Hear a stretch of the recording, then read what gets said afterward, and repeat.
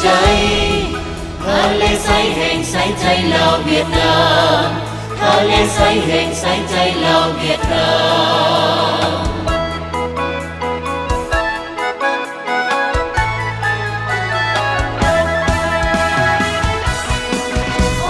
เสื่อมความฮักแพงแบ่งปันสายสัมพันธ์ลาวเวียดนามที่ยาวนาน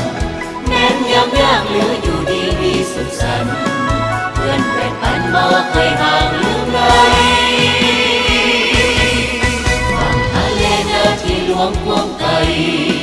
เพื่อนก็ให้เฮาได้ใช้อย่างสบายในโลกนี้ฮักแบบนี้มีอยู่ไส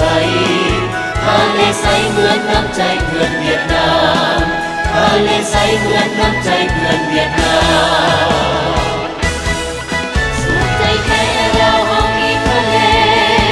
สาออนเดมีท่าเรือหงคา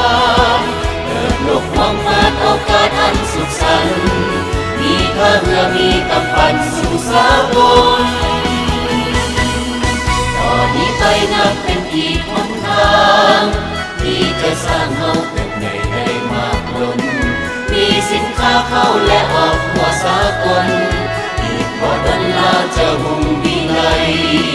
อีกบ่ดนลาจะมุ่งวิไลสุขใจสุขใจสุขใจทะเลใสแห่งใสใจลาวเวียดนามทะเลใสแห่งใสใจลาวเวียดนาม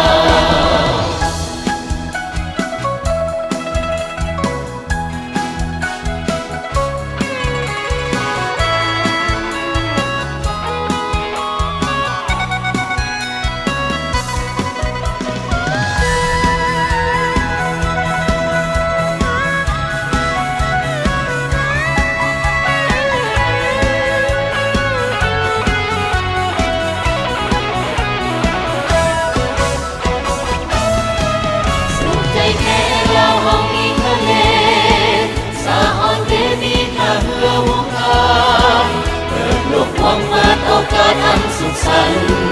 มีท่าเรือมีกำปั้นสู่สากลต่อนี้ไปนับเป็นอีกหนทางที่จะสร้างเฮาเติบใหญ่ได้มากล้น